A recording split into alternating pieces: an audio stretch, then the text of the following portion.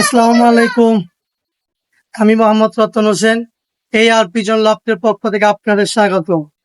আজকে যে বিষয়টা হইলো জায়গা জায়গা অনেক জায়গা কবুতর চুরি হইতেছে, অনেক কবুতর ভাইয়ের কবুতর চুরি হইতেছে।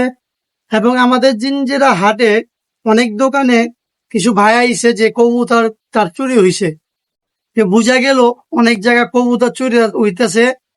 আর কবুতর তো চুরি মূলত হিরুঞ্চিরা বা নেশাখোররাই করে। তাই আমাদের কবুতর গুলো নেশাখোর এবং হিরঞ্চি থেকে হেফাজত করবার চেষ্টা করব।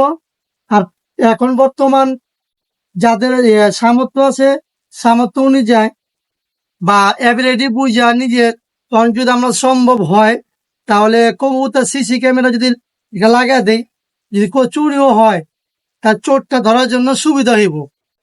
আর দ্বিতীয়ত যদি সম্ভব নয়, একটা আছে যেমন আমার ছাদের সাথে আরেকটা ছাদ ঘেঁষানো, ওই সমস্ত ঘেঁষানো ওই ছাদ দিয়ে আসা কোনো সুবিধা আছে কিনা, কোনো ব্যবস্থা আছে কিনা, এই জিনিসটা আমরা খেয়াল রাখবো। যদি আমরা খেয়াল রাখি অবশ্যই আমাদের কবুতর সেফটি থাকবো আর হেফাজত থাকবো। আর আমাদের প্রতিটা কবুতর প্রেমিক ভাইদের এক একটা কবুতর তৈরি করতে অনেক কষ্ট হয়। যেমন বৃষ্টি ভিজা রোদ্দে শুইগা, আর আমরা যখন পাল্লা করি তখন কি যে কষ্ট, যে কবুতর পায়রা পাল্লা করে, আমরা ওই কবুতর ভাইরাই জানি কষ্ট কি জিনিস। 3 বছর 4 বছর লাগে একটা কবুতর তৈরি করার জন্য। এই কবুতর গুলো যদি তৈরি কবুতর চুরি হয়ে যায় তাহলে আমরা 3 থেকে 4 বছর আমরা পিছিয়ে যাব। এই জন্য আমরা চেষ্টা করবো কবুতর হেফাজত রাখার জন্য। এখন যদি কবুতর চুরি ঝুঁক থাকছে, দেখা যায় জায়গায় জায়গায় চুরি এখন বাইরে যাবো।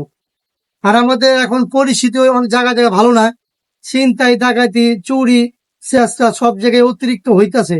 এই জন্য আমাদের কবুতরটি সেফ রাখার জন্য যতটুকু প্রয়োজন যার যার জায়গা থেকে ওই সেফটিটা রাখার চেষ্টা করবো। আর আমাদের যারা বাড়িতে ছোট ভাইরা আছে, তাদের ছোট বাচ্চাদের দিয়ে কি করব, কবুতরের দিকে সময় দেওয়ার চেষ্টা করব। লেখাপড়া তো অবশ্যই করব, আর পাশাপাশি কবুতরের দিকে সময় দেব। তাহলে খারাপ দিক যেটি আছে ওই দিকটা বিরত থাকবো আর কি। এই জন্য কবুতর পিছিয়ে রাখবেন। আর আমাদের পেজটারে শেয়ার দিবেন, লাইক দিবেন, অবশ্যই কমেন্ট করবেন। নতুন নতুন ভিডিও পাওয়ার জন্য আমাদের পাশে থাকবেন। ভালো থাকবেন। আসসালামু আলাইকুম।